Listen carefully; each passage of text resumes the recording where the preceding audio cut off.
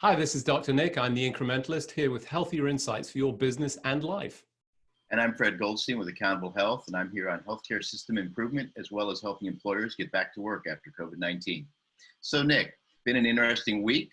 The World Health Organization released some statements regarding immunity post-COVID. What did they really say?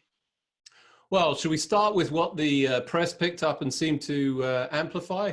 You've had COVID-19, you're not resistant to it, tough luck. I think if I was to summarize what I heard, or certainly heard through some of the news channels, that's not the case. What the WHO said was, we don't know.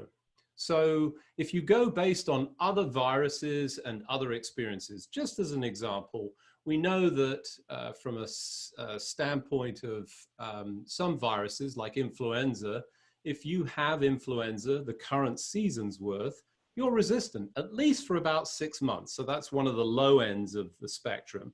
There are other viruses that we vaccinate against, and in many instances, we consider it lifelong immunity. What's the status with coronaviruses? There are lots of coronaviruses. There's probably 5 specifically that we're interested in. And we only have a limited amount of experience, obviously, from the point at which we started to understand or look at it. And in the case of the coronavirus and SARS-CoV-2, our best guess is based on other coronaviruses. And we think that if you have the disease, you get exposed, you recover, you develop at least some level of immunity, and it could be anything from 6 months to maybe 2 years. Maybe you need some additional booster type exposure when we have the vaccine, which I'm sure we will at some point. So it's not devastation, oh my God, we're confined for the rest of our lives. It's we're still learning about this. And I've got to say a little bit of a frustration with media sources that pick up on things and then amplify and promote a story that's just not factually correct. So it's really important as people see this stuff to go back and as you say, find the source or understand which sources are truly relevant and provide factual, real world type information versus taking something out of context and scaring a bunch of people. Yeah, and let's talk about the media for a second. What is their purpose in life? It's about getting people's eyeballs on their shows. And I think, the things that we've heard is if it bleeds, it leads.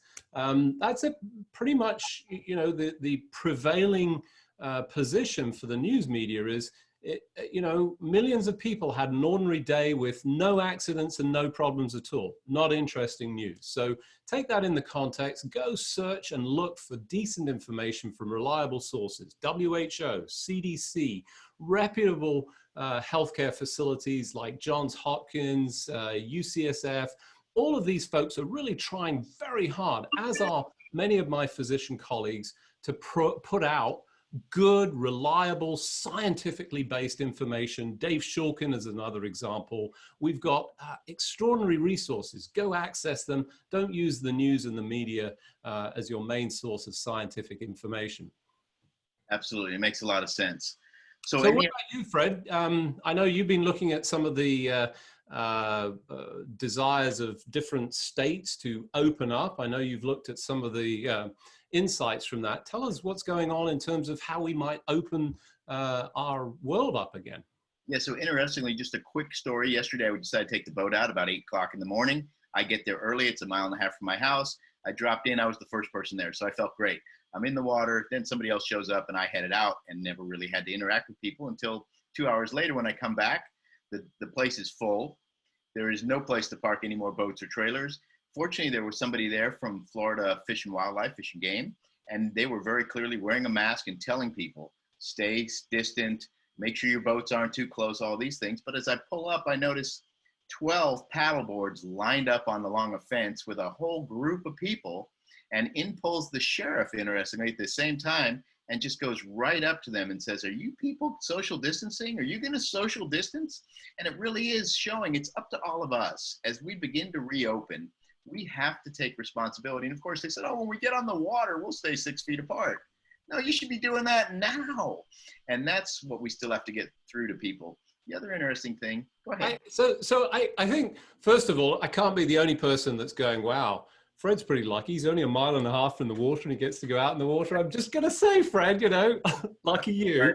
And, you know, the other thing that pops out at me is I'm just so glad to hear, you know, first of all, that Florida Fish and Wildlife is there and actually introducing some, you know, intelligent guidance, but also not heavy-handedness. You know, it would be terrible to hear this and, you know, it was a pejorative kind of affair.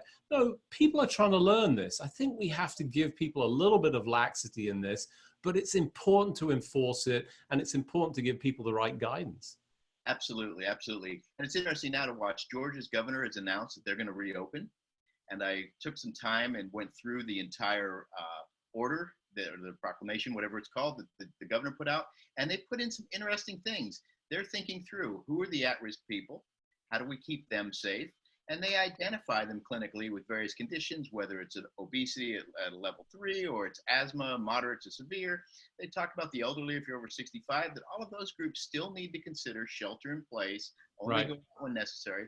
But then they've begun to lay out the rules for restaurants, for retail, for clinics. And they're actually thinking these things through. How many square feet do you need? Don't count the bathroom space in your square footage. Don't count the hallways.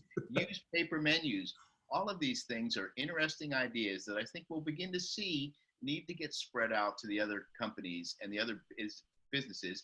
And that's something obviously that you and I are considering as we begin to put together these resources for employers that will be out soon, we hope. That's exactly right. So it's assembling those resources, understanding the science, understanding the procedures that need to be in place in businesses so that you can implement a safe return to work that takes account of the new environment that we're all living in, and using the best insights from science and the guidance that can help you do that safely for your employees, your partners, and also your visitors to your site. And we'll be developing all of that as part of the courses and the material that we'll be putting out, as well as offering services. Absolutely. It's an interesting time, a lot of things to consider. It's very complex once you begin to get into the different businesses and industries and bring that healthcare expertise in, bring the operational expertise in. So once again, another great week talking to you, Nick. I hope you stay safe through the remaining week, and we'll talk again next Monday. I'm Fred Goldstein with Accountable Health. And I'm Dr. Nick. I'm the incrementalist looking for incremental improvements in your health and your business.